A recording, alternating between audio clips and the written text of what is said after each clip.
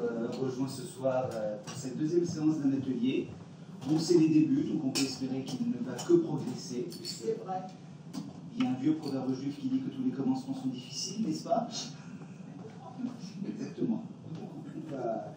Voilà, donc je rappellerai en 2 mots les objectifs de cet atelier, parce que c'est vraiment un atelier mensuel qui a lieu, donc qui va avoir lieu cette année 6 fois. Spécialisé autour de l'histoire des Juifs d'Afrique du Nord. Ça a été notre choix dès le départ, puisque l'Alliance israélite universelle, de par son histoire, a toujours eu un intérêt particulier par ses écoles pour l'Afrique du Nord, le Moyen-Orient, les Balkans, mais quand même très particulièrement pour le Maroc et la Tunisie, où il y avait les principales écoles de l'Alliance. Et c'est pour cela qu'à travers les fonds qui sont conservés à la bibliothèque, notamment les archives ou les livres, nous sommes quand même les plus à même d'essayer d'écrire une histoire des Juifs d'Afrique du Nord, ce qui n'a pas toujours été le cas. Alors on pourrait faire toute une conférence sur la manière dont a été écrite l'histoire des Juifs à travers les siècles et les bouleversements qu'il y a eu au 19e et au 20e siècle, où pour la première fois on a écrit une histoire scientifique des Juifs, mais pendant toute une période il s'agit uniquement de l'histoire des Juifs ashkénazes. Les Juifs d'Afrique du Nord ont été délaissés jusque, disons, allez, soyons méchants, jusqu'au milieu des années 70. Et ce n'est qu'après qu'il a été vraiment question d'écrire une vraie histoire des Juifs séfarades, du Maroc, d'Algérie et de Tunisie, à travers des ouvrages sérieux faits par des universitaires, des enseignants, etc. Et quand on écrit une histoire, on le voit à travers les différentes périodes, même si on s'intéressait à l'histoire de Charlemagne. En fait, on commence par étudier les grandes périodes, les grands événements, les guerres, les massacres, avant de commencer à s'intéresser à une histoire plus personnelle, et qui est à mon avis beaucoup plus intéressante, qui est d'une certaine manière se dire comment les gens vivaient. Comment mon ancêtre, il y a 5 siècles, vivait au Maroc à Fès. Question qui m'intéresse peut-être plus que de savoir que tel sultan a remplacé tel autre sultan en 1683. Et donc ça va être vraiment ça l'un des objectifs de cet atelier, qui est donc de personnaliser, de personnifier l'histoire des Juifs d'Afrique du Nord. Alors on avait eu une première séance autour de la famille Cohen-Tanouji, qu'on connaît aujourd'hui parce qu'il y a un prix Nobel et différentes personnalités dans cette famille, mais c'est une famille qui remonte au XIIIe siècle, à la fois à Livourne, en Tunisie, en Algérie, et qui a connu un parcours assez pittoresque. Et donc là, on entame 2 autres séances qui, cette fois-ci, vont nous amener au Maroc. Et j'aimerais vraiment remercier Nicole Sarfati d'être venue ce soir, pour plusieurs raisons. D'abord parce qu'elle a accepté de diriger cette séance, aussi parce qu'elle m'a beaucoup aidé à construire ce programme. Et sans elle, on n'y serait peut-être pas arrivé dans les mêmes conditions et à avoir un programme qui, moi, en tout cas, me paraît extrêmement intéressant. Nicole Sarfati était évidemment la plus à même de remplir cette tâche, puisqu'elle est docteure, spécialiste de l'histoire et de la langue des Juifs du Maroc. Elle a longtemps enseigné, notamment à l'INALCO, mais également à Bordeaux, si je me souviens bien. Et elle a dirigé plusieurs ouvrages. Vous pourrez en voir ou en acheter un à l'entrée. Elle va nous en parler sûrement à un moment ou à un autre. Elle a également dirigé la publication d'œuvres en hommage à Chaim Zafrani. Chaim Zafrani qui a été finalement, en tout cas en France, le premier historien à s'intéresser à l'histoire des Juifs du Maroc, et pour qui nous avons ici beaucoup d'affection parce qu'il a dirigé l'Alliance au Maroc pendant de nombreuses années. Donc c'est un peu la boucle qui est bouclée. On continue l'œuvre qu'avait commencé Chaim Zafrani, qui a été avant élève, professeur, directeur de l'Alliance, etc. Et donc, je lui laisse la parole pour évoquer pour cette première séance, donc la parole à Nicole Sarfati, Jacob Roty, un diplomate à Fès, personnage que je ne connais absolument pas, donc il va falloir parler depuis le départ, mais je suis déjà content parce qu'il est né à Fès, ce qui moi m'intéresse. Non, il n'est pas né à Fès. Ah bah alors. Merci infiniment pour la confiance que vous m'avez fait. Il m'a semblé important de faire une galerie de portraits parce que les Juifs d'Afrique du Nord et tout au moins ceux du Maroc ont toujours été présentés comme une espèce de masse informe, pauvre, vivant dans l'île du Mella et priant seulement, n'ayant aucune activité hors des murs. Et ça a été présenté comme ça, comme l'a dit Sylvia Ariel tout à l'heure, par les historiens mandatés par la colonisation, par le protectorat, pour écrire cette histoire. Et ils l'ont écrite de façon tout à fait tendancieuse.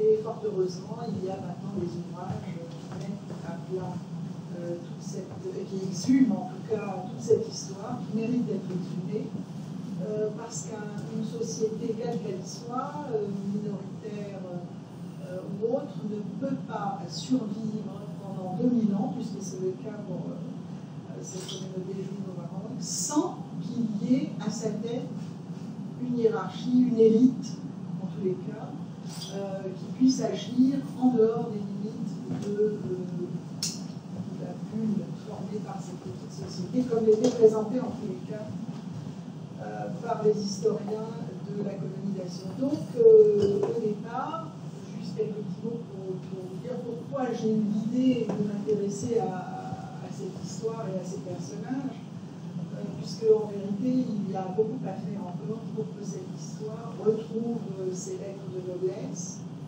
Et c'est donc ce qui a motivé ma recherche, puisque le livre que vous voyez à l'entrée a été réécrit à partir de ma thèse de doctorat. Donc, et qui a été soutenu et dirigé par le professeur Zafrani, qui a fini, qui au départ, je vous fais un petit aveu là, et quand je lui ai présenté le sujet, il m'a dit qu'il ne trouverait rien. Il y a pour là un ou deux rabbins qui ont eu la confiance des sultans, mais vous ne trouverez rien. Vous avez présenté un doctorat avec 3 pages. Et j'avais un pressentiment. Et puis, en général, les grandes idées partent d'un pressentiment, d'une hypothèse, d'une intuition. J'avais le pressentiment qu'il était impossible que cette communauté ait pu vivre 2000 ans, alors qu'il y avait des artistes, des poètes, tout ça on le savait. Mais les gens qui avaient participé à la vie de la cité, personne n'en parlait. Je crois que vous ne connaissez pas Jacob.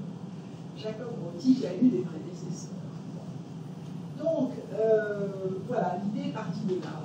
Il m'a semblé qu'il fallait... Et alors, une fois qu'on a tiré le fil, c'était effrayant. Parce que j'en ai trouvé mais vraiment une quantité incroyable. Bien sûr, certains plus importants que d'autres. Mais il y en a un particulièrement, on ne pourra pas en parler cette année parce que c'est dommage, un personnage qui s'appelle Samuel Palache.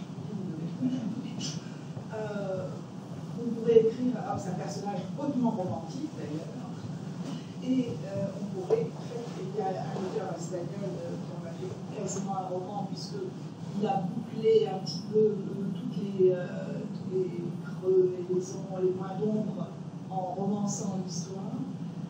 En fait, voilà, c'est pour dire qu'à travers toute cette histoire, il y a bien sûr eu aussi des escrocs. On a eu, c'est normal, c'est logique. Certains ont profité de leur puissance pour travailler avec des pirates. Donc, vous voyez, c'est une histoire normale, rien d'autre. Et c'est ça qu'il fallait dire. Il fallait donc parler de ça. Moi, ce que je voudrais maintenant dire, avant même d'introduire ce personnage haut en couleur, c'est quand même, je ne vais pas vous inonder de dates, hein, je ne crois pas que ce soit le sujet, je vous en donnerai une ou deux pour situer quand même la période, et pour que vous arriviez quand même à replacer peut-être tous les événements dont je vais vous parler, mais je voudrais juste quand même d'une façon succincte évoquer les premiers siècles, peut-être même les 5 siècles qui ont précédé l'avènement d'un juif à la cour du palais marocain. Donc il se passe 5 siècles après l'introduction de l'islam au Maroc, qui intervient au 7e siècle. Ça ne s'est pas fait comme on a l'impression en 2 batailles. Ça a pris entre 50 ans et 2 siècles pour que l'islam puisse véritablement s'imposer. Les Berbères, que les Français aussi ont toujours présentés comme des gens stupides, et même l'origine du mot berbère ridicule. On dit que c'était deux onomatopées, et c'est pour ça qu'on les appelait comme ça. On leur a même enlevé l'honneur de pouvoir s'exprimer, alors qu'eux aussi, il y avait des poètes, je vous défends aussi. Moi, je défends la cause des Berbères, parce que je suis d'origine berbère. Et donc, il était important de dire que ça ne s'est pas fait tout de suite, et que, en fait, ces juifs, pourquoi il n'y a pas eu des juifs avant à la cour des sultans marocains? C'est parce que ces 5 siècles ont été terriblement tumultueux, bien sûr. Il y a eu toute une série de dynasties qui se sont succédées. Au Maroc, en fait, il n'y a eu que 6 dynasties en tout. Depuis que Moulay Idriss est arrivé, depuis qu'il s'est échappé de Syrie pour venir se protéger parce qu'on lui avait promis la mort. Donc il s'installe au Maroc et c'est la première dynastie, la dynastie des Idrissides. Après on a les Almoravides, les Almohades qui ont été d'une cruauté. Mais peut-être qu'il faut préciser aussi qu'ils ont été cruels avec les Juifs, c'est vrai. On a le fameux poème hébreu qui relate cette douleur, mais ils ont été tout autant cruels avec les musulmans. Pour lesquels il était question de conversion, puisque 2 siècles après l'arrivée de l'islam, ils adoraient toujours les pierres, les arbres. Donc, pourquoi ils n'arrivent pas à grimper dans cette hiérarchie? Parce qu'il y a ces intérêts compliqués pour eux, parce qu'il y a énormément de périodes de sécheresse, donc de pauvreté. Les Juifs sont souvent pris des viscères. Et on ne peut pas attribuer ça uniquement à ça. En général, il faut quand même qu'il y ait une représentation mentale de la réussite, comme il y avait en Espagne. En Espagne déjà, il y avait Hasda ibn Jarboud, Ibn Agrela et d'autres, toute une série, Abravanel et les autres. Mais pas seulement, il y en avait aussi en Inde. En Inde, il y avait Saïf Daoula, qui était médecin, qui était un vizir extraordinaire. En Égypte, sous les Fatimides, au Xe siècle, il y avait déjà le fameux Ibn Touris, qui lui aussi est un personnage roman. Et pour lequel il semble que l'écrivain roman ne serait pas de proportion.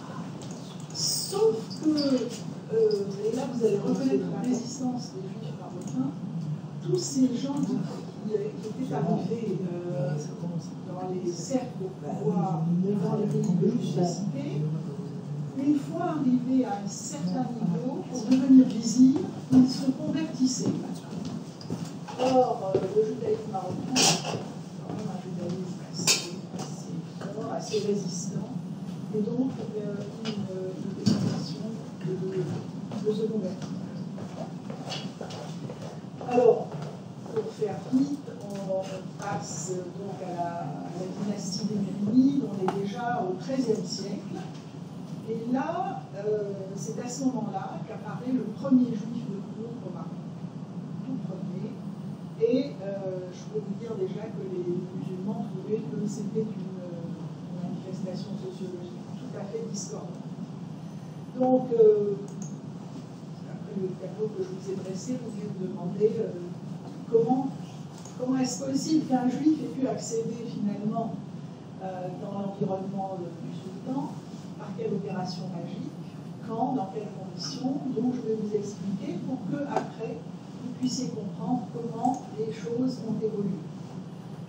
Donc bien sûr, il n'y avait que le sultan qui pouvait effectivement réaliser un tour de passe-passe aussi important, et puisqu'il exerçait le pouvoir de façon absolue et sans partage, et il était entouré de son Marzen, mais c'était un Marzen, le Marzen étant le gouvernement, était juste là pour recueillir les ordres donnés par le sultan.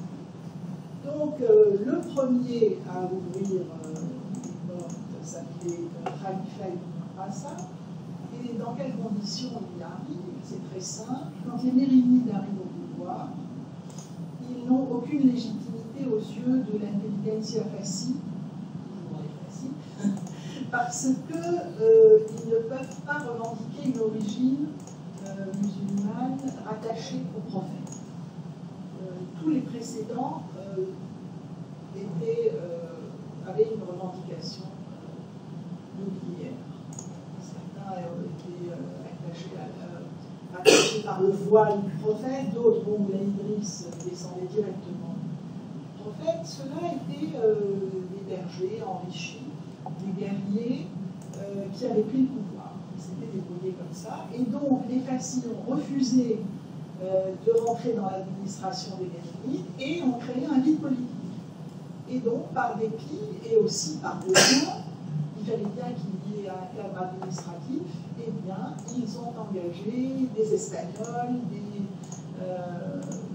Berbères et aussi des Juifs. Donc, c'était tout à fait par dépit. Donc, voilà notre premier juif de cour, qui lui est originaire de Fès, et qui est nommé intendant. Il est nommé intendant, mais malgré tout, il a une situation qui est tout à fait conjoncturelle. On ne peut pas dire qu'on reconnaît par cet acte que les Juifs vont maintenant pouvoir faire partie du personnel politique. C'est tout à fait... C'était quand même une gageure d'avoir ce Juif qui était là, qui prenait de plus en plus d'importance, et puis un jour le sultan en prend ombrage parce qu'il entend que tout le monde vient demander des faveurs, non pas au sultan comme il s'y attendait, mais à l'intendant juif qui était plus malin et qui arrivait toujours à ses fins et qui arrivait toujours à redistribuer certaines faveurs à ces gens. Donc voilà, il va arriver ce qui doit arriver, c'est-à-dire qu'il va y avoir plusieurs conspirations dans le palais, et puis en même temps il y a un siège aux portes de Tlemcen. On est au XIIIe siècle, fin du XIIIe siècle, et le sultan demande ils font le siège de Tlemcen, et le sultan décide qu'il faut affamer la population pour gagner cette bataille. Or, il se trouve que même à travers des murs tout à fait étanches, il y avait un trafic qui se passait, et il semblerait que des membres de la famille de Banu Hafsa aient organisé ce trafic, et donc toute la famille s'est retrouvée vendue au héros. Donc c'est la fin d'une carrière politique, mais quand même qui a ouvert une voie. Ça devenait dès lors pas normal, mais c'est un précédent. C'est un précédent, et on le raccroche. Et puis à partir de ce moment-là, il y a énormément. Les Mérinides vont aller et revenir en Espagne par à coup, et le modèle va être importé à partir de l'Espagne, et ils vont voir que sur place, c'est normal. Ce sont des choses qui arrivent. Et donc, il y aura un successeur à la fin le dernier sultan mérénide va avoir aussi un intendant qui va devenir ministre. Et alors lui, c'est un personnage extraordinaire aussi, il s'appelle Ibn Battash. Et vous voyez, on n'arrive pas encore à retenir, parce que... Non, mais c'est important de savoir comment commence la lignée. Ce Ibn Battash, il arrivait même à monter à cheval, ce qui est tout à fait étonnant, parce que les Juifs n'avaient pas le droit d'être plus haut que les musulmans, et donc ils ne montaient pas à cheval. Lui, il montait à cheval, il attendait le sultan à la porte de la mosquée, et il avait un pouvoir extraordinaire, et bien qu'on lui suggérait de se convertir, il a toujours refusé. On arrive à la fin de la dynastie des Mérinides, il y a des révolutions évidemment, et lui aussi, on juge qu'il a beaucoup trouvé tous les faits et tout ça, juge qu'il a énormément de pouvoir, on l'élimine, et il est assez courant de lire dans les livres d'histoire rédigés par les historiens arabes que la fin de la dynastie des Mérinides a été précipitée par un juif. Donc voilà, c'est les raccourcis, ce sont les raccourcis qui sont pris. hélas. Donc, voilà pour le... Juste une petite question sur donc ces précurseurs marotis. Est-ce qu'ils avaient un rôle vis-à-vis de leur communauté juive? Tout à fait. Est-ce qu'ils représentaient le sultan auprès de la communauté? Est-ce qu'ils aidaient la communauté? C'est une excellente question, dans le sens où ils ont donné une visibilité à leur communauté, qui vivait à côté du monde musulman, comme ça a été dit ici l'autre jour quand on a présenté le livre sur le 38, il y a quelqu'un qui a dit très justement, nous vivions ensemble et séparés. Et je trouve que l'expression est absolument extraordinaire, on peut l'appliquer même à l'époque. C'est vrai qu'ils représentaient leur communauté et qu'ils défendaient les intérêts de la communauté toujours. Et j'ai insisté au début de mon propos pour dire qu'ils ne se convertissaient pas, et ce qui n'était pas le cas dans les autres régions du monde. Et ils restaient solidaires. D'ailleurs, on va voir, je vous dis à l'avance, Roti était nabide de sa communauté. Il restait le nabide, en dépit de tout ce business qui va monter. Bon, revenons maintenant au XVe siècle. Donc, comme vous le savez, à la fin du XVe siècle, les Juifs sont expulsés, arrivent en Afrique du Nord en ordre dispersé. Il y a un chiffre, il y a des chiffres qui courent, on dit, certains historiens sont d'accord sur 200 000 Juifs qui arrivent quand même, qui vont même jusque dans le sud. Ils vont être ce qu'on va appeler de façon plus facile les Gorachimes, et ceux qu'ils trouvent, ce sont des autochtones, les Juifs, qu'on va appeler des Toshanim. Et donc, ils vont être confrontés à des histoires incroyables, ils vont avoir des problèmes, bien sûr, de rituels, des problèmes liturgiques, des problèmes de shrita, des problèmes aussi pour le statut personnel, dans la mesure où l'héritage ne se faisait pas de la même façon. Et encore aujourd'hui non, il y a une génération sur les ketubot au Maroc, et notamment celle de mes parents, on trouve la mention Toshanim ou Mévorachim. Hein.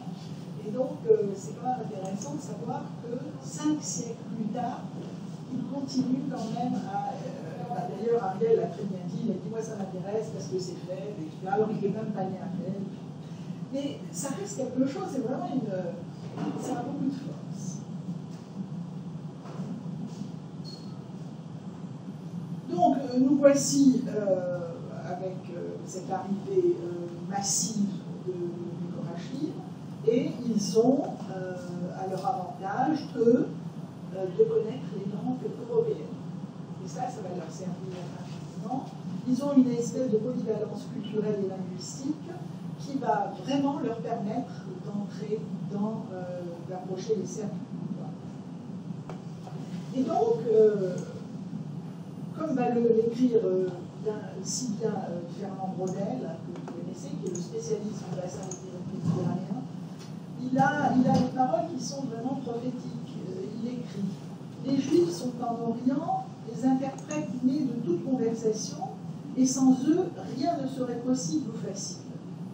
Ne le voudrait-il pas qu'ils seraient obligatoirement condamnés à être de grands artisans des pécheurs?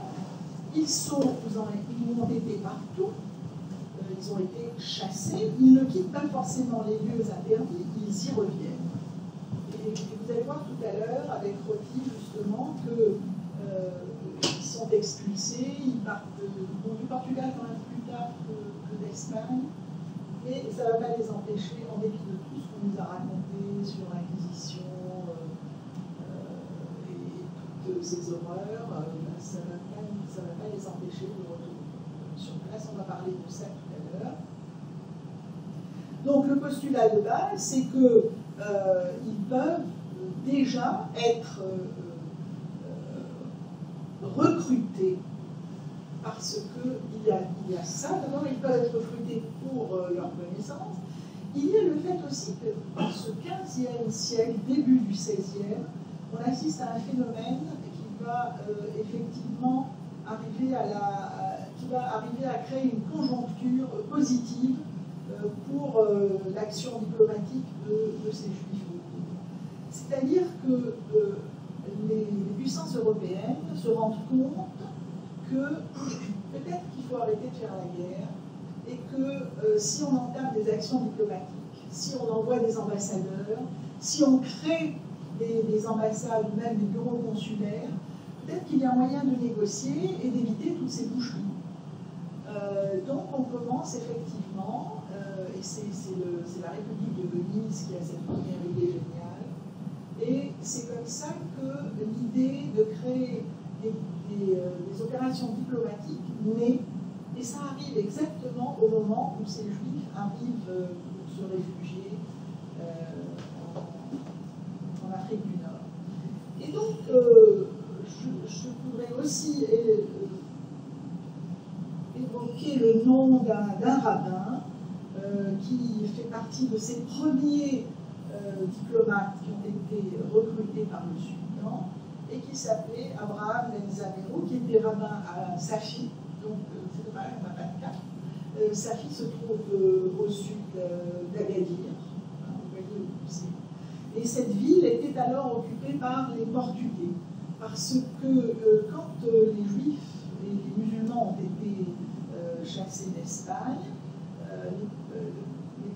les Espagnols et les Portugais ont bien pensé qu'ils reviendraient, qu'il fallait prendre des précautions parce que ces gens frustrés, qui étaient partis sans leurs biens, ils allaient se reformer une force, une armée de reconquête, et que donc il fallait les persécuter jusque au Maroc. Et c'est comme ça qu'ils sont arrivés sur la côte atlantique, au nord, et ont occupé toutes ces villes où il y a encore, si vous allez à El Jadida, vous avez encore des cités portugaises, à Marrakech aussi, vous avez des vestiges encore de cette époque-là. Et donc, parmi ces exilés, il y a cet Abraham Ben Zamerou qui arrive là et qui va prendre donc, il arrive, et au moment où il s'installe et où il a la charge de rabbin, il se trouve que les Portugais ont des ennuis et des problèmes incroyables avec les tribus berbères qui sont autour et qui, contrairement à ce qu'ont écrit les Français, ont lutté terriblement pour préserver leur indépendance et pour ne pas être envahis par les Portugais. Alors, les Portugais, bien sûr, n'arrivent pas en masse, ils sont une petite armée, ils restent dans la ville et ils ont besoin de négocier, puisque je vous ai dit qu'on commençait à accepter l'idée de la négociation et de la diplomatie, et donc ils se rattachent à Ben Zamerou qui parle le portugais, qui parle l'espagnol, et donc on envoie auprès de ces tribus. Il est courageux parce qu'il les affronte. Il va aller négocier avec eux. Et comme il n'est pas le seul, il y a son neveu aussi, bon, ça devient une holding.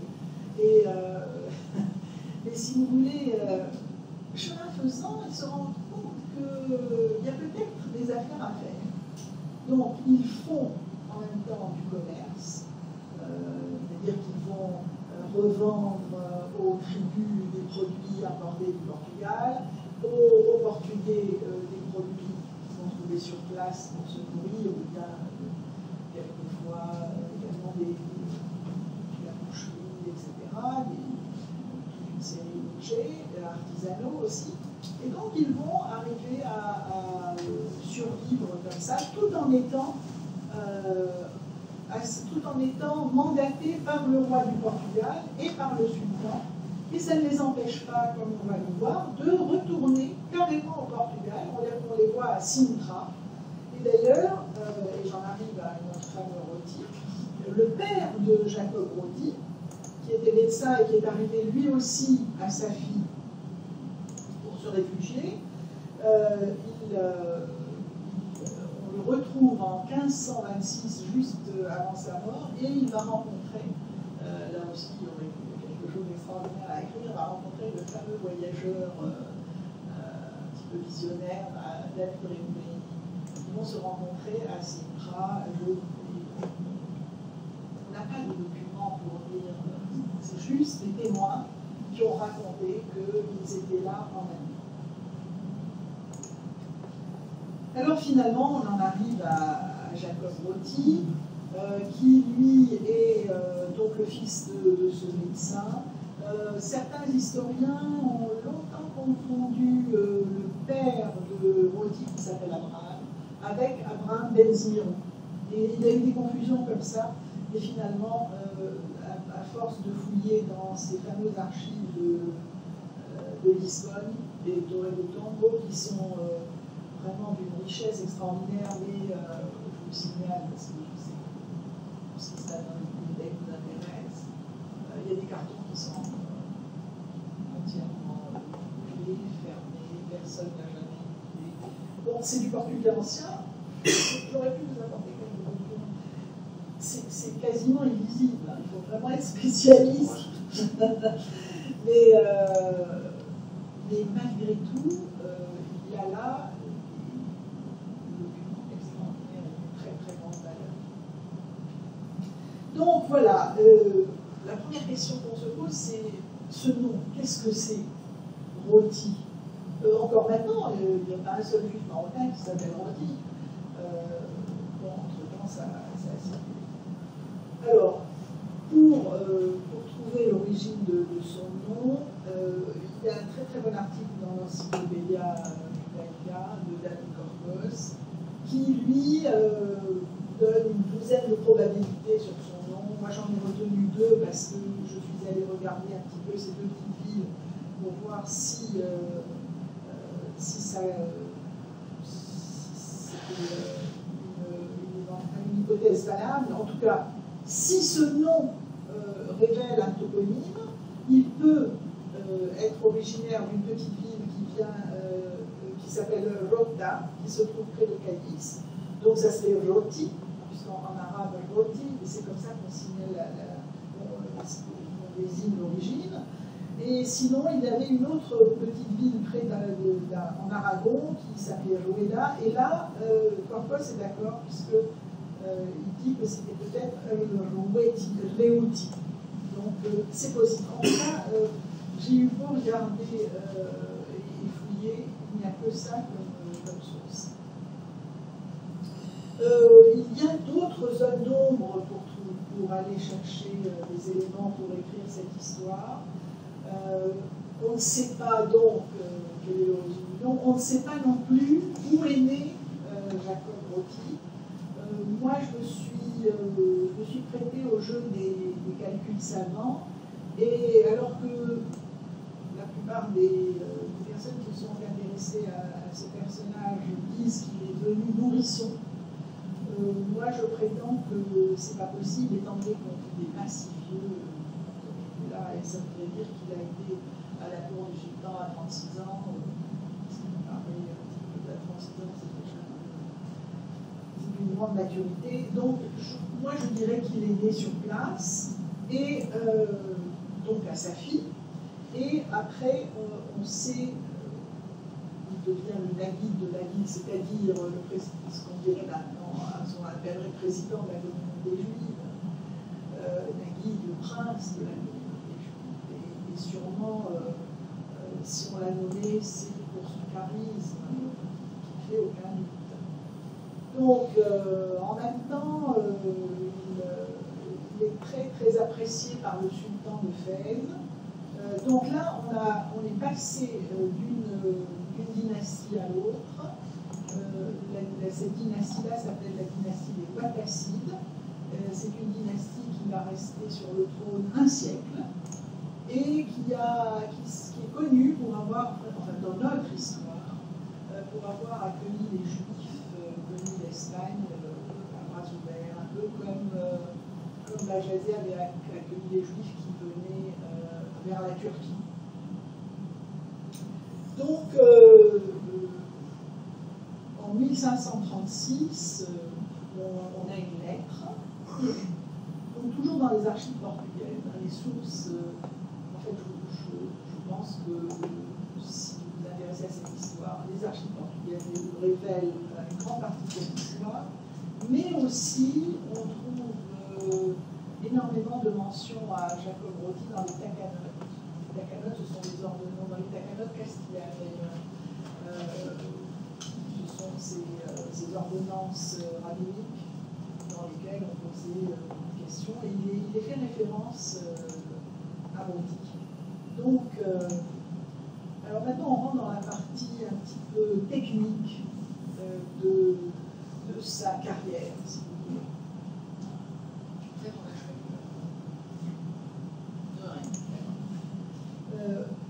Il y a deux parties dans ce que je veux vous dire. Évidemment, c'est une histoire bien plus longue, mais le temps ne nous permet pas de nous étaler, et puis ça risquerait de nous ennuyer. Donc, je vais vous parler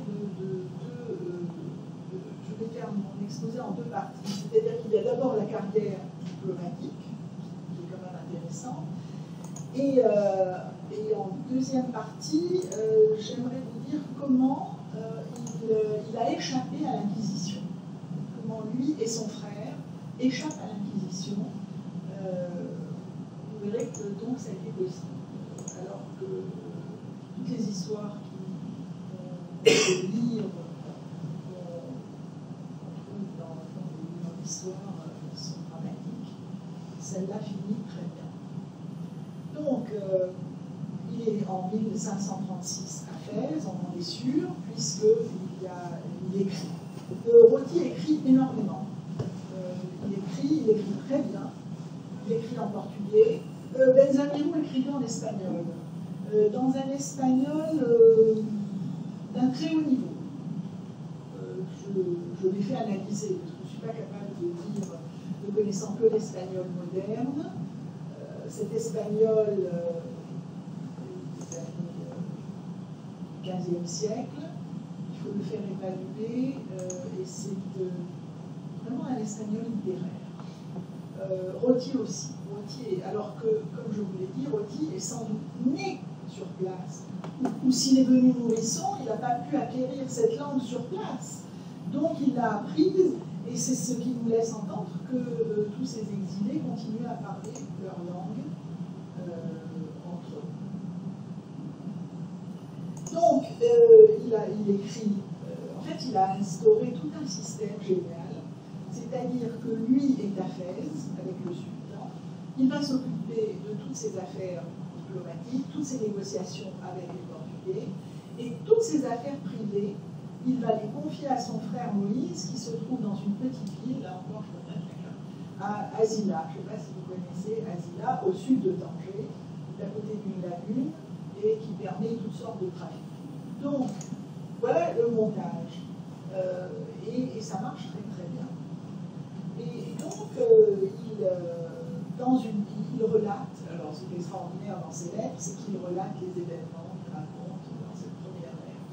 Comment le sultan a été battu par les Saadiens. Les Saadiens, ce sont des shérifs qui veulent monter sur le trône et qui vont succéder à ces fameux Ouattasi.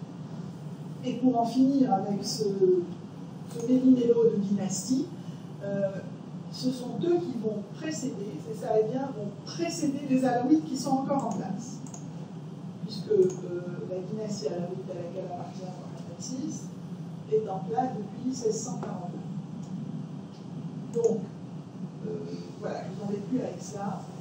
C'était quand même important de le savoir parce que dans ce contexte où Jacob Roti trouve à faire des négociations, trouve à jouer au néo-diplomate, c'est pas son job au départ.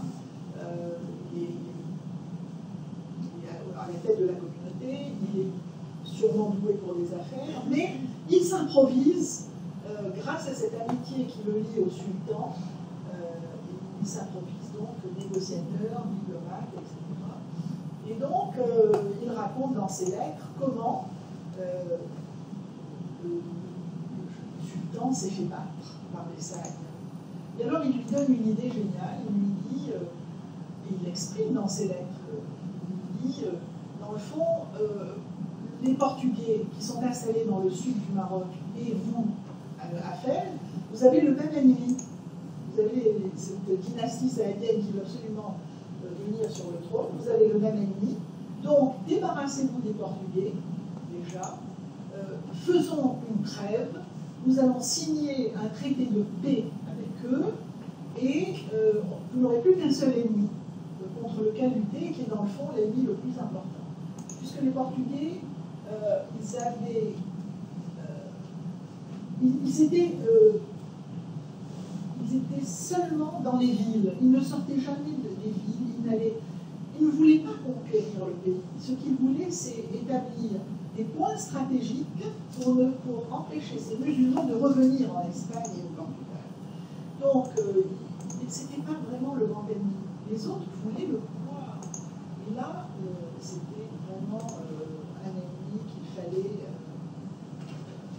duquel il fallait venir à bout. Alors, donc, il va mener toutes ces négociations, il se permet d'écrire au roi au Portugal, et ce que j'ai oublié de vous dire, c'est que tous ces négociateurs dont je vous ai parlé, les ex-amiraux, etc., quand ils négocient, en fait, ils favorisent toujours les Portugais. Et ça, on le retrouve dans toutes les lettres. On a une lettre où il est clairement dit au roi Jean II, on le presse d'agir. On lui dit, il faut signer absolument ce traité parce que tant que Jacob Rottier est là, lui, il est favorable au Portugal. Et donc, on n'aura pas besoin on ne va pas nous imposer des conditions compliquées. Donc, faisons comme ça. Et là, comme les négociations sont un petit peu un peu pénibles, en 1539, Jacob Rottier est seulement là depuis 3 ans à Fès et à la il est question d'envoyer un ambassadeur directement à la cour du Portugal, à Sintra.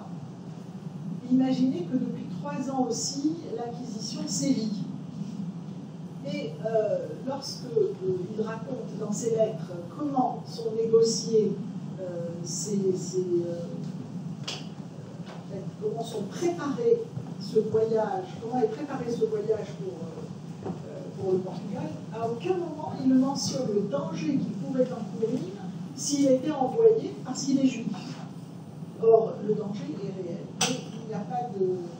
Et par ailleurs, on voit en creux qu'au bout de 3 ans, il n'est pas réellement accepté parce qu'il y a des débats interminables sur le fait que est-ce qu'on l'envoie lui, est-ce qu'on l'envoie Roti tout seul comme ambassadeur, ou bien est-ce qu'on l'envoie juste comme interprète avec un vizir.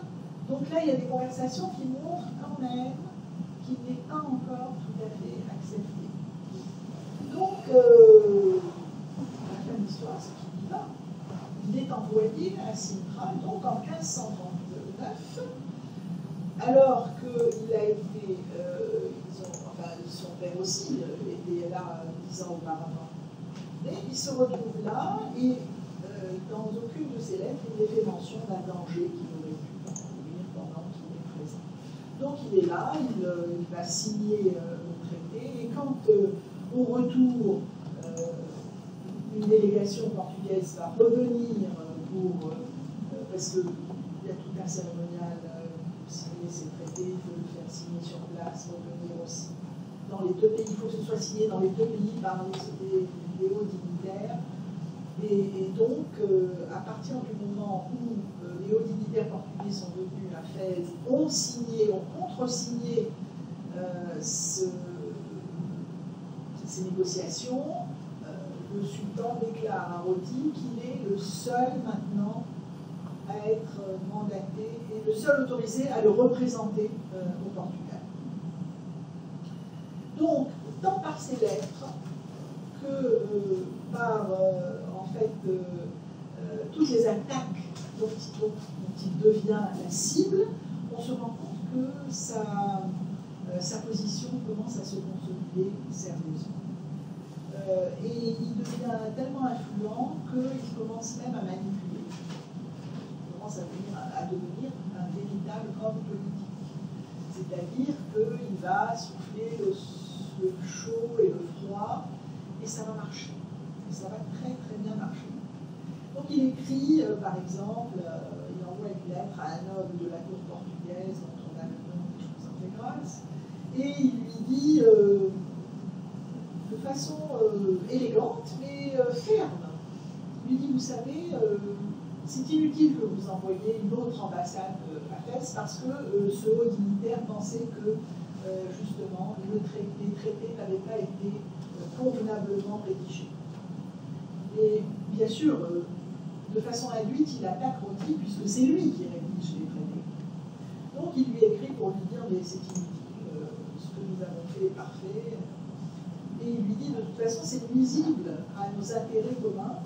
Et il lui dit aussi, dans sa lettre, je passe mon temps à suivre le sultan et à lui convaincre de négocier avec vous. Je néglige mes propres affaires.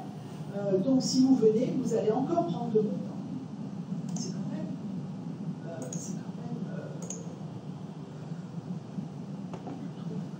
autoritaire. Les Portugais ne s'en laissent pas compter, et ils viennent.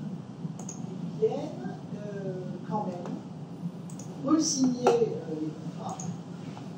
Et là, on a une lettre extraordinaire où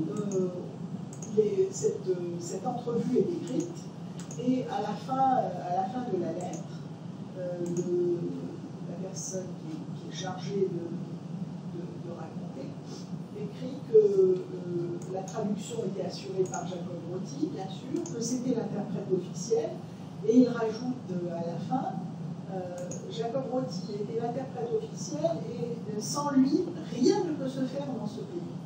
Et là, on se rend compte quand même qu'il a déjà pris, beaucoup de panache. On ne sait rien sur la façon dont il vivait. Je ne suis pas arrivée non plus à trouver le nom de son épouse ou de ses enfants éventuels. Bon, tout ça, ça reste quand même dans l'ombre et ça mériterait vraiment d'être encore fouillé. Mais en vérité, n'étant que un ou deux à s'être penchés sur cette histoire, vous me pardonnerez donc toutes ces zones d'ombre. En tous les cas, ce qui faisait la force de Roti, c'est d'une part que les Portugais étaient là, que, comme je vous l'ai dit, que le sultan guerroyait contre la dynastie des Saadiens, et donc, de ce fait, si le sultan n'est plus là parce qu'il est emprisonné, parce que les Saadiens ont gardé, et si les Portugais sont contraints, comme ça l'est vraiment, de quitter certaines villes parce que les Berbères sont suffisamment belliqueux pour les envoyer, à ce moment-là, c'est la fin de la carrière de Roti. Donc, c'est ce qui va se passer. Les Portugais vont être obligés d'abandonner Agadir, donc je me fais plaisir de vous donner le nom portugais. Ça s'appelait Santa Cruz du Capibé, vous savez. Il y a comme ça beaucoup de villes qui avaient des noms. Donc ils quittent plusieurs villes. Et donc il y a une ville qui, quand même, c'est un petit peu comme le village d'Astérix, qui résiste, c'est la ville d'Azila, où se trouvait donc le frère de Roti. Et en fait, cette ville va résister, mais il est demandé à tous les Juifs, par les Portugais, de quitter la ville. Alors, on n'a pas beaucoup d'informations, il y a une seule lettre sur l'expulsion de ces Juifs, mais elle nous donne quand même la mesure du rôle qu'on attribuait aux Juifs. Je vais vous lire un petit résumé de cette lettre, et vous verrez que les choses n'ont pas changé, que l'histoire se répète, hélas. Donc, il est écrit par le gouverneur d'Azila, à la cour du Portugal. Donc, il écrit il est prévu donc d'expulser tous les Juifs vers Fès dans le délai d'un mois. Tous ces Juifs habitant la place d'Azila devront partir dans ce délai. Et le gouverneur sollicite un sursis pour l'exécution de cette norme. Par suite des mauvaises années, les habitants se sont endettés envers les Juifs, et le départ immédiat de ceux-ci entraînerait un règlement brusque et général des comptes des débiteurs. Que le roi laisse aux Juifs le délai de 2 ans qu'il leur a promis, ou que l'on attende au moins jusqu'à la prochaine récolte, qui permettra peut-être aux habitants d'acquitter leurs dettes sans difficulté. Donc, l'histoire se répétait, je disais que l'histoire se répétait parce que quand il a été question d'aller faire toutes ces grandes explorations vers le Nouveau Monde, on a hésité à prendre tous les biens des Juifs espagnols et portugais pour demander à Christophe Colomb d'aller vers les Amériques. Donc, c'est toujours le même principe. Alors, Roti ne va pas rester les bras croisés. Il va se démener comme un fou pour que son frère reste sur place, parce que c'est lui qui est au cœur de l'organisation qu'il a instaurée. Et donc, il n'est pas question qu'il échappe. Et son frère s'en va aussi. Alors, bien sûr, Jacob Roti instaure des mesures de rétorsion. Il est moins aisé à conduire les affaires des Portugais. Il conseille même au sultan de ne pas payer ses dettes au roi à Jean III. Et il donne des informations. Il continue quand même à jouer son rôle d'intermédiaire entre les deux cours, mais quand même, il ne donne des informations au roi que quand la situation est irréversible. C'est-à-dire qu'il le met en fait devant un fait accompli. Alors, il faut quand même lire aussi au travers entre les lignes dans ses lettres que bien souvent Roti a fait profil bas pour ne pas offusquer l'entourage du sultan, pour ne pas connaître la fin de mon premier fils de Mour, de vous rappeler de son nom, Khalifa et de Massa. Donc, en dépit de toutes ces mésaventures, il y a encore des lettres. Après toutes ces expulsions, il y a encore des échanges de lettres où il est considéré toujours comme l'intermédiaire privilégié, et même un des gouverneurs de la ville d'Azila écrit au roi et lui dit: il faut, Seigneur, vous devriez exprimer vos remerciements à Roti pour ses services passés, et il précise, de façon à ranimer son ardeur. C'est donc que quand même il faisait la pluie et le beau. Bon, l'histoire s'arrête là en ce qui concerne sa carrière, comme je vous l'ai dit, dans la mesure où le sultan est battu une seconde fois. Il est sur place, sur le terrain de bataille, ce qui n'était pas le cas autrefois. Et donc, il est emmené, il est emprisonné, et la plupart des villes donc, sont libérées par le pouvoir portugais. Donc, la dernière lettre qu'on a dans les archives portugaises date de 1545. Donc, on peut compter que sa carrière a duré 6 années très riches, et que, en fait, je ne sais pas si je vous l'ai déjà dit, mais c'est un moment un petit peu compliqué. Ils essayent de se faire protéger, lui et sa famille, dans tout ce chaos qui est régné dans le pays, par les Portugais, pour aller se réfugier dans une ville de montagne qui s'appelle Chawen, et qui était occupée par un certain Mandri, qui avait réorganisé.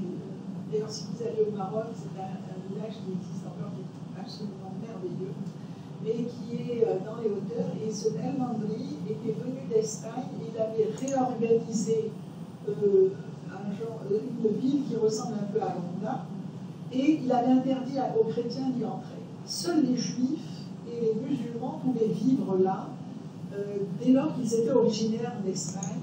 Et le village ressemble effectivement, on a l'impression qu'on est en Espagne. Et les maisons juives étaient reconnaissables au fait qu'elles étaient à l'entrée toutes peintes en bleu ciel. Si vous avez l'occasion, regardez sur Internet Shawen et vous allez voir, c'est absolument magnifique. C'est un lieu hors du temps. Et les Juifs ont vécu là très très longtemps. Ils ont une particularité aussi, ces champs de Shawen.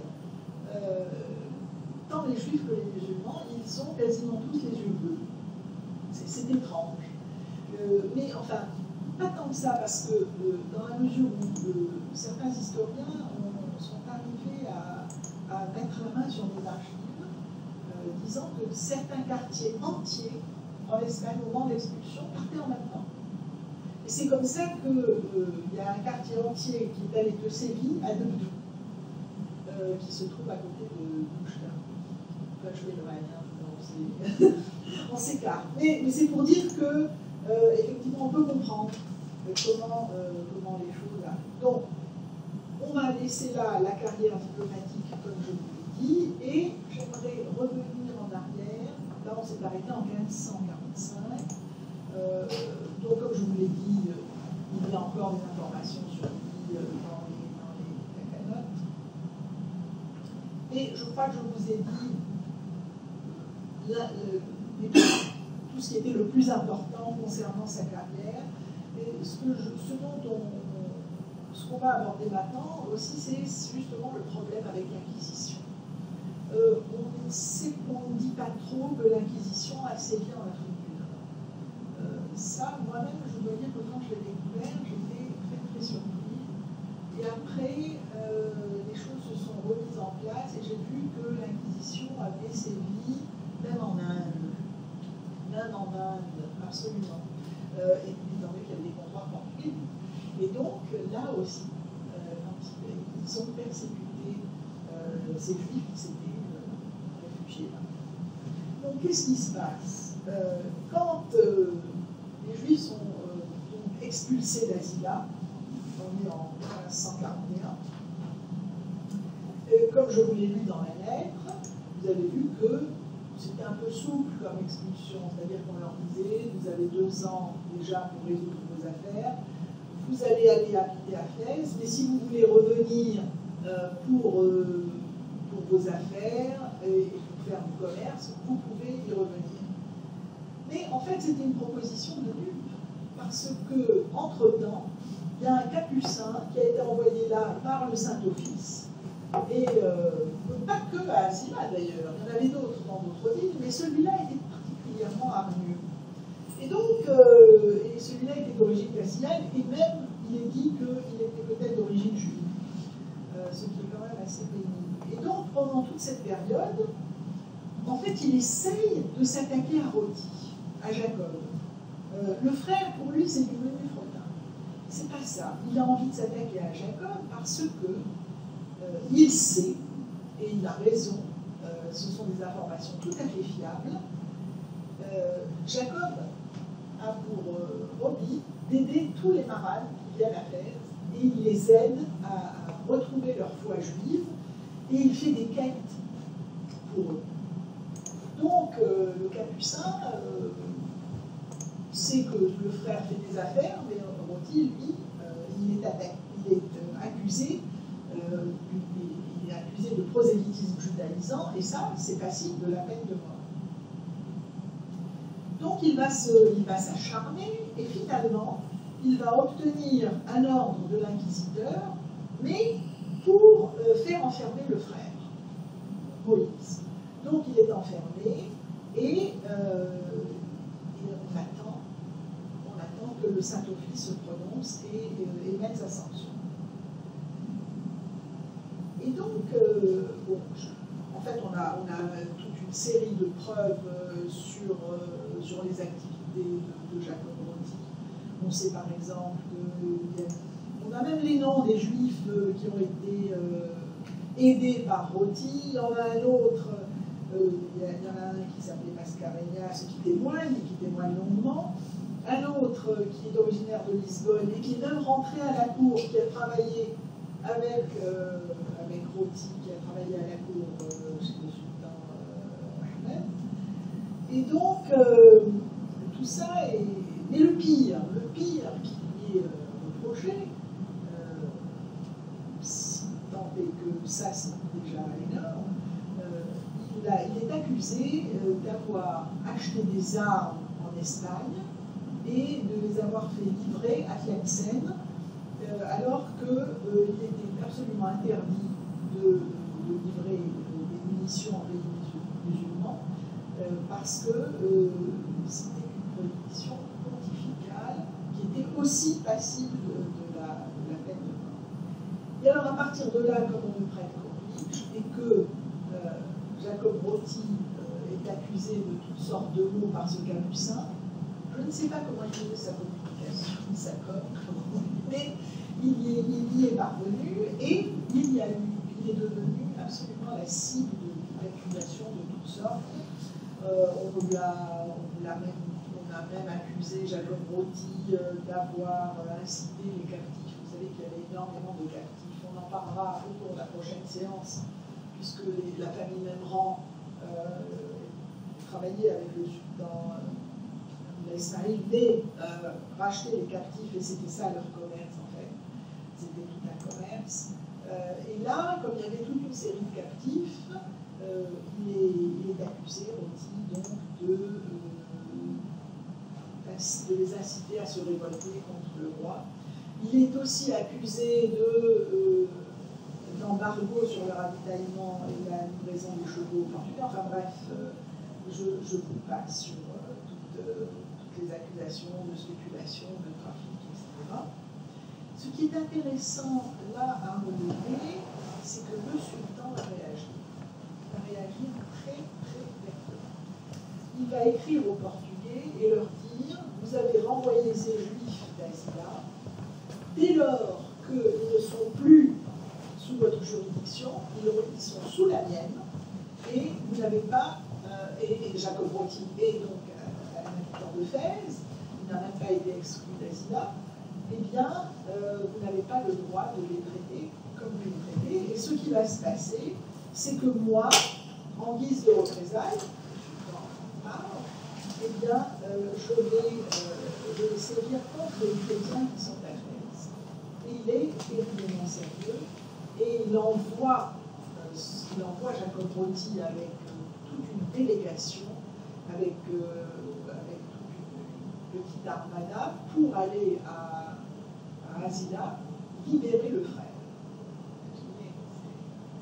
Le sultan menace d'emprisonner ou de tuer les chrétiens parce que Roti est en prison. Absolument, absolument. C'est quand même extraordinaire. Non seulement ça, mais il fait accompagner Roti par des soldats en armes pour aller délivrer le frère, et tout ça en ayant face à soi un représentant du Saint-Office et de l'Inquisition. Donc, il se trouve aussi qu'au même moment, et là le sultan a une chance extraordinaire, le gouverneur de Tanger se trouve, quand la nouvelle tombe que Louis Roti est pris et qu'il est embastillé, le gouverneur de Tanger est là, et alors là, il y a une empoignade entre le sultan et c'est extraordinaire, parce que c'est un dhimmi, dans le fond. Vous savez tous ce qu'est un dhimmi, donc agir de la sorte, moi je dis que cette réaction est inversement proportionnelle à l'importance qu'a prise Roti. Parce qu'il n'aurait pas fait pour un négociateur, soit un interprète, quelqu'un qui venait juste parce qu'il parlait le portugais, c'est pas suffisant. Et donc, il y a... passe et finalement le roi du Portugal va intervenir et il va faire libérer le frère. Et donc ce qui est extraordinaire, c'est que à la suite de cette libération, la lecture du courrier est quand même assez édifiante parce que un des négociateurs portugais qui était là et qui, je pense que ça va lui être facile de dire aux Capucins, vous allez libérer Moïse, il raconte que quand Moïse est sorti de prison, les deux frères se sont parlé en hébreu. Et donc, ils ont échangé de façon secrète. Et ça, c'est extraordinaire parce que non seulement il existe, bon, vous avez la possibilité de parler cette langue, mais vous savez qu'au Maroc, il y a une langue secrète que les commerçants utilisaient qui s'appelle la chouria, et qui est donc un mélange d'hébreu, de judéo-arabe, d'araméen, etc., qui est étudié par le professeur Chetri de façon assez dominante. Et donc, c'est la preuve aussi qu'une société minoritaire a toujours besoin quand même d'avoir un langage secret et qui ne soit accessible que justement aux Juifs. Donc, il est libéré. Ils vont apparemment aller se réfugier à Chapelle. Et donc, le Saint-Office est neutralisé par Jean III au nom des intérêts supérieurs de l'État, quand même. Et donc, il est clair que c'est grâce à la protection royale que vont y échapper. Donc, pour conclure toute cette histoire, il faudrait quand même retenir trois idées fortes. Bon, on a déjà dit que c'est le contexte historique qui a été tous ces revirements qui ont permis effectivement que se mette en place une élite, dans le fond, parce que à partir de cette génération de diplomates, ça ne va jamais s'arrêter. Vous savez, encore aujourd'hui, auprès du roi Mohamed VI, il y a encore 2 conseillers juifs, plus ceux qui sont autoproclamés. Je ne sais pas. Alors, 2 officiels en tout cas, donc ça ne s'est jamais arrêté. Ils sont les précurseurs d'une lignée de diplomates. En fait, ils sont arrivés à un résultat que je trouve quand même intéressant, c'est-à-dire qu'ils ont banalisé la fonction. Ça partait d'une impossibilité absolue, et là, tout d'un coup, eh bien, ça devient possible. Et en plus, aux yeux de la majorité musulmane, ça n'est ni offensant, ni impossible. Donc voilà ce qu'il faut retenir, en plus d'avoir créé au sein de la société juive et en haut de la pyramide sociale une nouvelle couche qui n'existait pas avant, puisque l'élite était constituée, les rabbins. Alors maintenant, il y a une nouvelle couche, on dira plus laïque, et qui est constituée justement par ce personnel politique. Et voilà tout ce que je voulais vous dire. Il y aurait encore plus, mais le temps nous a limité. Mais je peux répondre à toutes les questions que vous voudriez bien me poser. Merci. Alors, quand même, une première question, est-ce que vous avez une idée des descendants de la famille ou de Jacob, de Moïse? Est-ce qu'ils apparaissent un jour d'autres? Non. Ils n'apparaissent pas, ou alors ils changent de nom. Ce qui est possible. Oui, bien sûr. Ils changent de nom. Et alors là, ça brouille les pistes. Donc, vous ne pouvez pas les repérer. Ça brouille les pistes. Je pense, en faisant un travail de fourmi, on va pouvoir regarder. Je ne suis pas généalogiste, c'est ce que je regrette. Mais peut-être qu'un cours de généalogiste pourrait effectivement. Je vous y engage. Ah, voilà. Je pense que chacun a.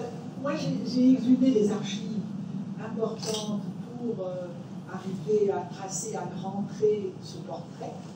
Maintenant, c'est vrai qu'il faut aller plus loin. Et ça, c'est la généalogie qui s'en charge. Et est-ce qu'on a au moins une idée du moment où il meurt? Ouais, est-ce qu'il reste dans ce village à Chaouenne jusqu'à la fin? Non, parce que je suis allée souvent à Chaouenne en espérant trouver des documents. Et il y a la bibliothèque de Rabat, je ne sais pas si vous la connaissez aussi, mais il y a beaucoup de cartons aussi fermés.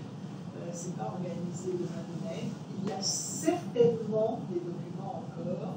Il y a les fameux documents qui sont encore au Portugal, qui sont illisibles.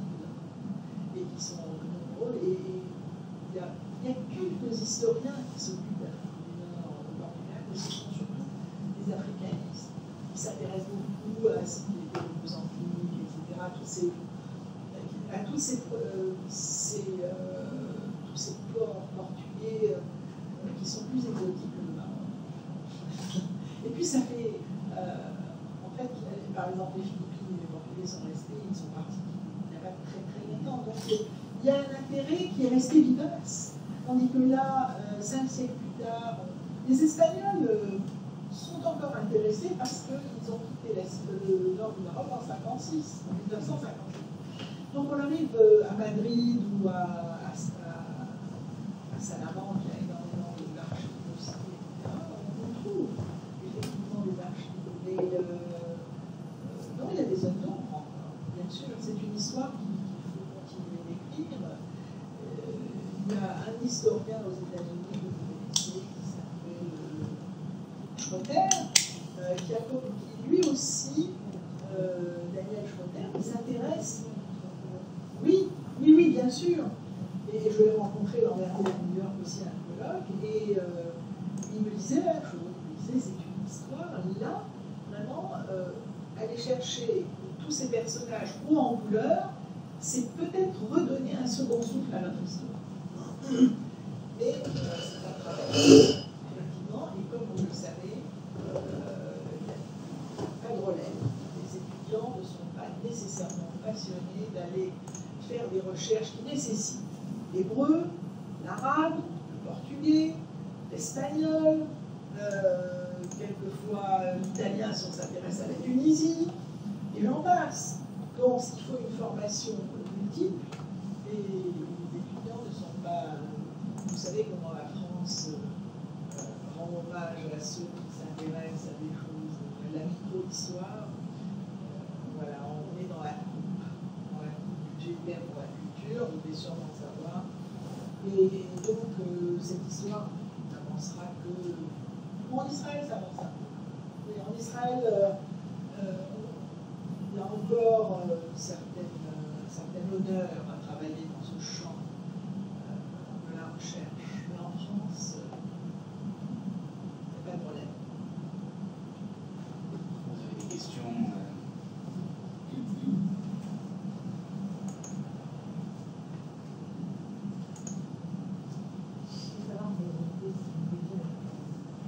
la relation justement avec les rabbins de cette époque-là, et s'il n'y aurait pas par hasard des documents rabbiniques concernant Jacob. Oui, j'ai dit qu'on trouvait... Ah, par les takanotes. Est-ce que les rabbins voyaient d'un bon œil les relations juridiques, par exemple, sur le plan juridique? Oui. Alors, à cette époque-là, comme je l'ai un petit peu laissé entendre, il y a un genre de schisme dans le judaïsme marocain, un peu comme avec les Italiens ou les Tunisiens, c'est-à-dire qu'on est à une époque, là, au XVIe siècle, où les Juifs, les expulsés de la péninsule ibérique, viennent avec leur culture, leur tradition, et même leur loi sur le statut personnel en tout cas. Et donc, ils vivent entre eux. Donc ils se reconnaissent entre eux, ils s'apprécient entre eux, ils s'entraident. Et on commence à voir des takanotes où la communauté commence à s'imbriquer l'une dans l'autre au XVIIIe siècle. 1700 et quelque chose, où on commence à voir même des takanotes qui apparaissent en judéo-espagnol, mais avec beaucoup de mots d'arabe. Il y a quand même encore des signes que peut-être... Alors ce qui était étonnant, c'est que tous ces juifs qui se sont retrouvés à vivre à Fès, finalement, ont fini par parler arabe. Bien qu'il y ait tellement de l'espagnol dans la langue, dans le judéo-arabe de Fès, mais l'arabe a été plus fort. Et l'espagnol, la Hakkatia, qui a perduré dans le nord, ça n'était possible que parce que les Espagnols ont investi le nord du Maroc, et parce qu'ils n'ont jamais quitté ni Ceuta ni Melilla depuis 1497. Donc, le problème linguistique a été un facteur de séparation, c'est vrai, mais ils ont commencé véritablement à s'apprécier. Et encore, il y avait une scission entre les gens du Nord et les gens du Sud, qui existe encore. Les gens de Meknès, eux, ils se sentent complètement castillans, encore maintenant, alors qu'ils ont un accent arabe très fort, ils ne connaissent pas l'espagnol, mais quoique. Ça ne devait pas être facile, et vous savez, il m'arrive souvent, je me surprends à penser que, dans une moindre mesure, ce qui a été vécu ici quand les Juifs sont arrivés d'Afrique du Nord et sont arrivés en France, a dû certainement ressembler, peut-être de loin, mais quand même à ce qui s'est passé quand les Espagnols sont venus en Afrique.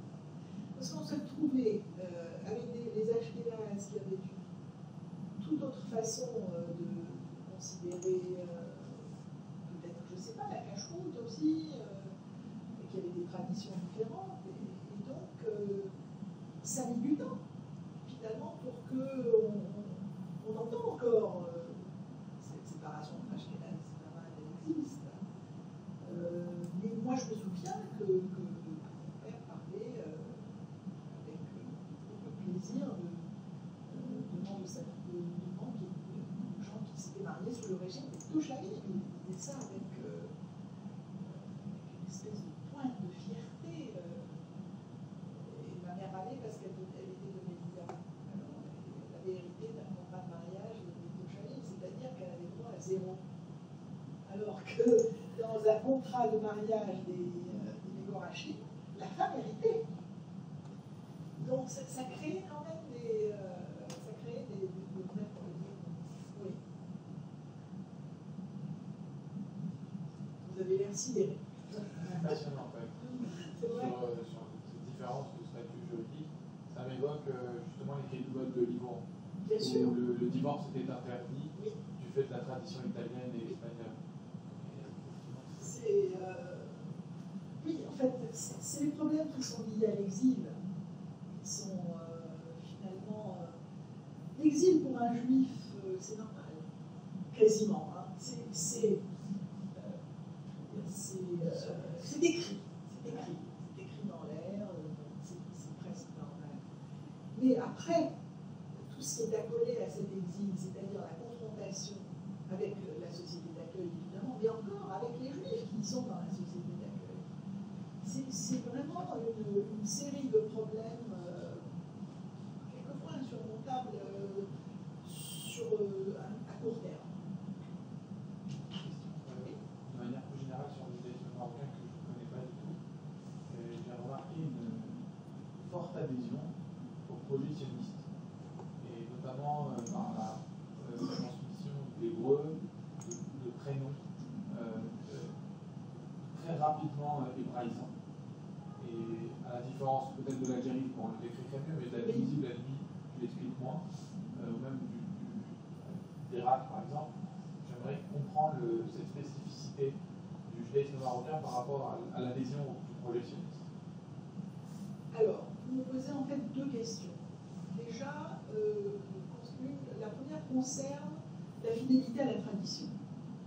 Cette fidélité où justement on maintient le prénom envers et contre tout, et parler de prénom biblique peut-être, mais c'est vrai jusqu'à l'arrivée des Français, où, voilà, moi-même, j'ai hérité du prénom de la couturière de ma mère, alors que je m'appelle Esther et que j'adore ce prénom, et c'est comme ça.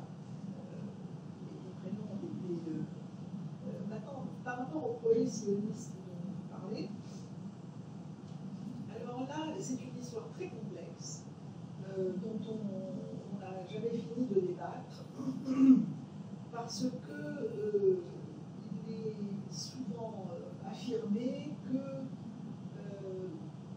ces juifs étaient partis parce qu'on leur avait promis que c'était des herbes messianiques. Bon, c'est un peu court. La vérité n'est pas celle-là. La vérité est qu'il y a eu un grand moment panique au moment où les Français sont partis, où l'indépendance a été décrétée malgré le ministre juif qui a été recruté juste comme on recrute maintenant les femmes parce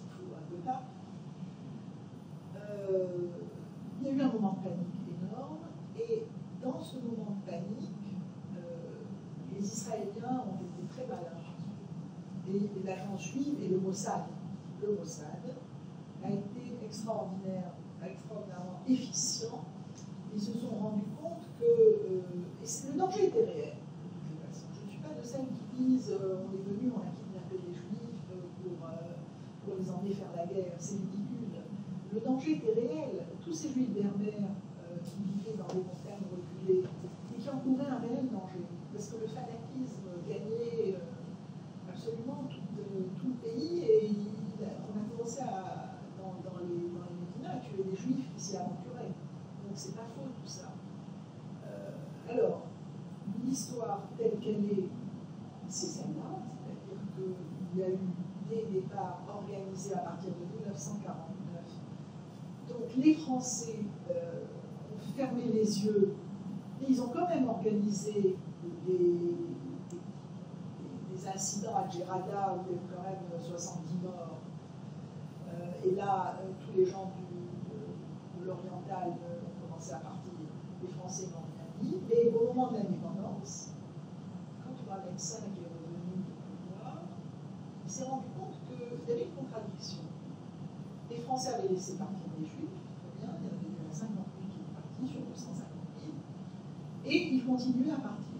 C'est-à-dire qu'entre-temps, le Mossad était installé, il y avait un organisme qui s'appelait l'AIAS, qui était financé par les Américains, et qui organisait des départs clandestins, parce que un médecin tout d'un coup a dit, mais qu'est-ce qu'on fait?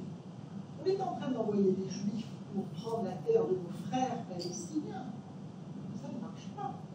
Ils ont empêché les Juifs de partir, ils ont bloqué les passeports, et là, on a commencé donc à faire des départs clandestins. Il y a eu ce drame du Pisces, du bateau qui a coulé, il y a eu quand même 50 ans, je crois, sur la côte nord. C'est un peu l'équivalent de l'Exodus Oui, exactement. Avant la création de l'État. C'est un bateau qui part du Maroc, qui est en fait un rafio absolument infâme, et qui en fait va couler, mais là personne ne va survivre parce qu'en fait le bateau ne peut pas poursuivre sa route, finit par couler, donc il y a 50 morts. Alors là, pour revenir sur ce drame, les musulmans étaient extraordinaires parce qu'ils ont récupéré les morts et ils ont appelé les rabbins pour que ces morts aient une sépulture. Et il y a 2 ou 3 ans, Israël a rapatrié tous les morts. Et voilà. Et donc, c'est de la même façon que maintenant en Israël, il s'organise des choses assez incroyables. Là, par exemple, on a commémoré le tremblement de terre à Agadir, où il y a quand même eu 10 000 juifs qui sont morts, dont 20 membres de la famille. Donc, pour en revenir au sionisme, ça s'est passé comme ça. Donc, tous les juifs qui ont été entraînés par le Mossad à partir étaient surtout des gens dans des montagnes reculées. Les gens des villes ont résisté. Il y en a qui ont résisté et qui ont pensé, nous parlons français, nous sommes en France par rapport, ou d'autres, certaines parties qui travaillaient sur une base américaine, parlaient anglais, ont décidé d'aller vivre aux États-Unis. Les gens des Saouira qui commerçaient énormément avec l'Angleterre sont partis en Angleterre, d'autres sont allés en Australie. Enfin, c'est un véritable drame qui s'est passé.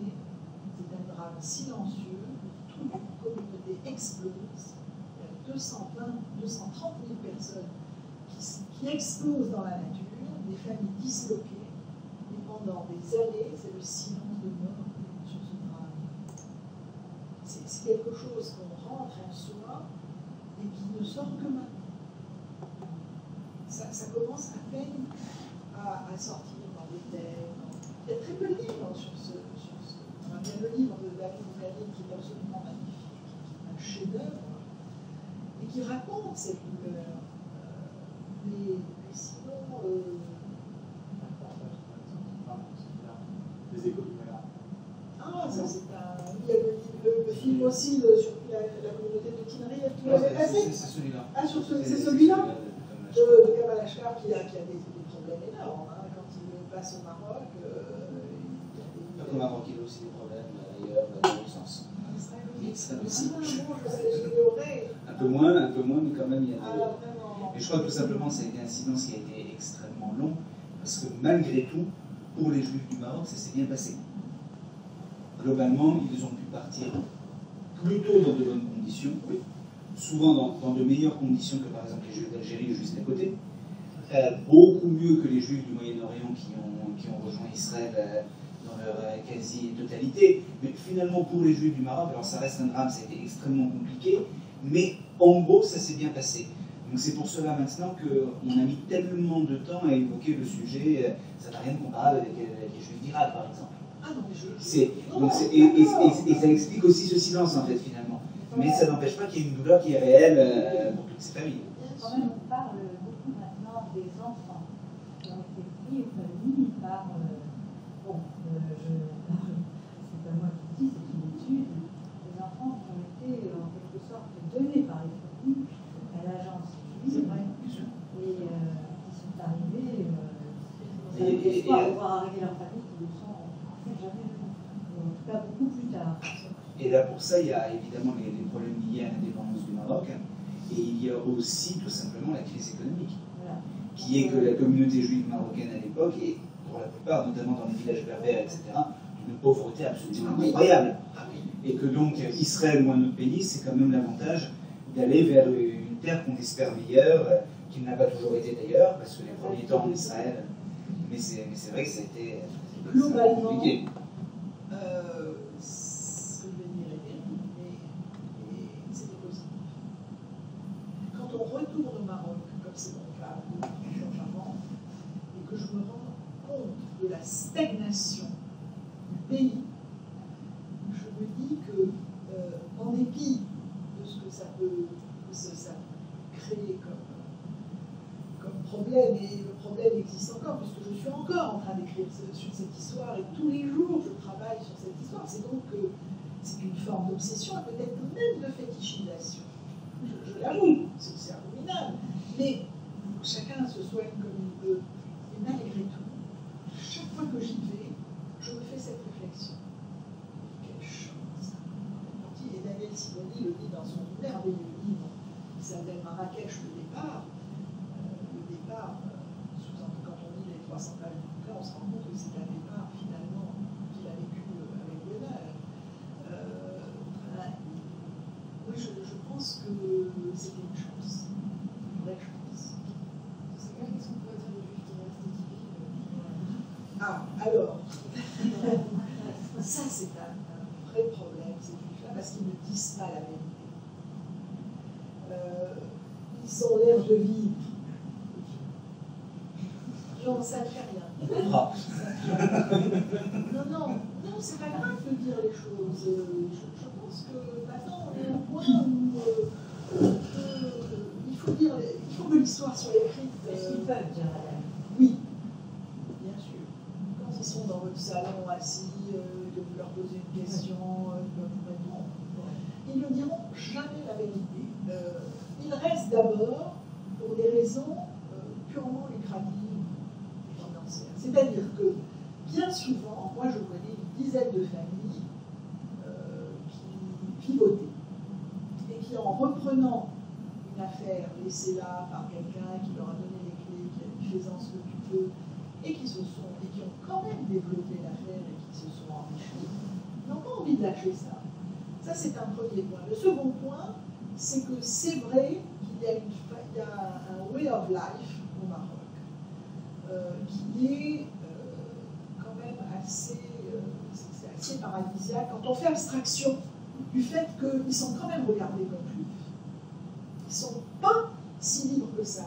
Moi, il m'est arrivé de passer en Médina, dans le nord du Maroc, et il se trouve que je parle bien arabe, et j'entends dire tiens, il y a Tel Aviv qui passe. Moi, fort de mon passeport français et de ma langue, je m'approche et je fais un scandale. En leur disant qu'est-ce que ça peut vous foutre que Tel Aviv passe. Et je continue et j'y vais. Et la personne ne m'entend pas absolument sidérée. Ils ne peuvent pas se permettre ça. Si on leur fait des réflexions désobligeantes, ils sont obligés de les avaler. Et ça, pour moi, c'est une frustration absolument. Ils sont de... Non, parce que... Non, ce qui a changé en revanche, c'est que de mon temps, moi j'ai vécu là jusque dans les années 67, de mon temps, nous n'entrions jamais chez les musulmans et eux ne rentraient jamais chez nous. Jamais. Ce n'est plus le cas. À présent, il y a malheureusement des mariages mixtes. Nombreux. Malheureusement. Les écoles de l'Alliance sont ouvertes aussi aux musulmans. Je dirais le Maroc peut-être. Si on n'avait pas d'élèves musulmans, on aurait plus d'élèves du tout. C'est un choix. Il y en a toujours eu. Mais il y en avait 2 arabes, 2 musulmans sur 300 élèves, donc c'était pas du tout pareil. Il y a 2 ans, il a fait une fête de l'Alliance au Palais des Congrès, et qui gagne le concours? Bon. Eh bien oui, mais n'empêche qu'elle avait mieux préparé que les autres. C'est une claque. C'est une claque. Donc, si vous voulez, pourquoi ils restent? Ils sont maintenant à peu près 2000 à rester. Ils vivent bien, ils n'ont besoin de rien. Ils ont tous un repli organisé. Ils ont un repli. Et en plus, maintenant, il s'est passé quelque chose d'extraordinaire. C'est que l'Espagne demande à ces anciens expulsés de prouver qu'ils ont été espagnols et ils donnent la nationalité. Donc je connais quelques familles marocaines qui ont demandé à devenir espagnols et ça va marcher. Ça va sûrement marcher. Je n'ai pas compris le fond de cette démarche. Je n'ai pas compris. Vous croyez? Non, parce qu'à ce moment-là, on n'est pas obligé de leur redonner la nationalité espagnole. Donc ils n'ont que faire, à part que ça leur donne un passeport européen, c'est toujours ce qui n'est jamais désagréable. C'est peut-être un coup en 3 ans. Le département d'État américain avait fait ce genre de choses, notamment avec les Russes. C'est-à-dire que le coup en 3 ans, il est on cherche à plaire aux Juifs et par conséquent la communauté juive américaine qui se charge de l'utiliser pour donner quelques subsides dans un contexte de crise économique. C'est souvent le billard en 3 ans qu'on fait. On utilise souvent le juif comme appât pour des subsides américains. Je pensais bien qu'il y avait quelque chose de louche. L'Ukraine le fait en ce moment. Oui, mais là, il s'agit quand même de pays qui... Là, il s'agit de pays qui essayent de le faire, qui ont vraiment... L'Espagne est quand même un pays relativement européen, etc. Il s'agit de s'attirer des membres d'une communauté qui n'ont rien à craindre et qui... Et si c'était juste lié à la crise, dans le fond? Oui, et si c'était lié à la crise et qu'on essayait d'attirer des esprits avancés? Parce qu'ils le sont aujourd'hui. En tout cas, ils en sont des affaires. Ça, c'est vrai. Et de ce fait, il y en a beaucoup qui ont investi à Marbella et autres. Voilà, c'est ça. Dans l'Allemagne, j'ai 30 ans. Ma génération reste encore, parce que nous, on en voit beaucoup, mais il y a aussi. C'est une communauté extrêmement vieillissante. À part à Casablanca où il y a encore quelques jeunes, mais de moins en moins. Dans toutes les autres communautés, alors je connais le cas de Fès, d'où vient ma famille, il y a 50 juifs, moyenne d'âge 90 ans. Et toutes les communautés sont en train comme ça de mourir petit à petit, à l'exception de Casablanca, d'autant plus qu'il y a maintenant quelques Israéliens qui sont venus s'installer là-bas pour faire du business. Alors, ce que j'ai lu dans l'Actu juive de la semaine dernière, il disait que en fait c'était des mafieux. Parce qu'il n'y a pas de loi d'extradition avec Israël. Et il disait qu'il s'était installé là. Cela dit, avec le système actuel en France, il y a beaucoup d'évadés fiscaux qui sont partis aussi. Beaucoup, j'en connais. Ils sont retournés là. Si je peux citer la Tunisie, il y a quand même aussi 2000 juifs. Oui. Enfin, surtout à Djerba. Mais 1000 Djerba et 800 à Tunis, parce que la Suisse, il y en a 33, à Sète, il n'y en a plus un seul, etc. Bon, ah oui, et jusqu'à présent, ils avaient le langage de la dénégation. C'est ça. C'est à Nice parce qu'ils étaient très bien, comme vous le dites, ils avaient une situation privilégiée. Mais depuis les hivers arabes, on ne va pas parler du printemps, eh bien, les choses commencent à changer. On entend des vérités. Ils partent pas. Ils partent pas parce que dans les journaux israéliens, ils supplient les gens de partir. Ils ne veulent pas. Est-ce que le Maroc risque de vivre semblant de complot? La réforme constitutionnelle reconnaissant les racines andalouses, mazir et juive, est-ce que pour vous c'est justement la reconnaissance d'une pluralité identitaire, notamment une sécurité pour les juifs, ou juste un symbole un peu pieux? sécurité des Juifs, elle est assurée par depuis l'indépendance, on dit roi. Normalement, il est garant de la sécurité des Juifs. Maintenant, il y a quand même un Premier ministre islamiste, bien qu'il inaugure les synagogues. C'est quand même assez cocasse. Et cela dit, ils ne sont pas nécessairement plus en danger que les autres démocrates marocains. Je pense que le danger est le même. Dès lors que, pour un islamiste, c'est bien de temps en temps d'aller peut-être rapprocher un juif ou un démocrate. On l'a vu en Tunisie récemment. Hein, ils ont tué cet homme extraordinaire de La Haye. J'ai vu son discours qui a tourné sur Internet. J'ai trouvé que vraiment, c'est lui qui aurait dû être président et le monde arabe était sauvé. C'était vraiment la pauvre. Vous avez vu, ce discours est extraordinaire. C'était vraiment, enfin, on soufflait de voir quelqu'un d'aussi brillant et d'exprimer des idées aussi avant-gardistes pour un monde pareil. Mais c'est dans les mains. Juste pour finir sur la réforme constitutionnelle au Maroc, je pense qu'elle ne s'adressait pas aux Juifs, mais il était nécessaire désormais pour le Maroc de reconnaître sa part berbère. Parce que c'était vraiment nécessaire. Les Berbères représentent quand même une très forte minorité au Maroc, une minorité qui devient économiquement puissante, alors que pendant des années ce n'a pas été le cas. Mais maintenant il y a un lobby berbère comme il y a un lobby fasci au sein des banques marocaines notamment. Et je pense qu'il fallait avoir une réforme constitutionnelle pour les Berbères, mais que ça ne faisait pas plaisir à tout le monde et qu'on s'est dit, bon, on va noyer un peu l'identité berbère en rappelant l'identité espagnole, juive, etc., etc. Et donc, effectivement, le Premier ministre islamiste qui lit un message du roi, tout ça pour inaugurer une vague synagogue à Fès, il y a 15 jours, ça a quelque chose de complètement ahurissant. Alors, moi, ça me fait plaisir parce que c'est la synagogue de mes ancêtres, mais c'est vrai que c'est assez gênant. Enfin, on va conclure là-dessus.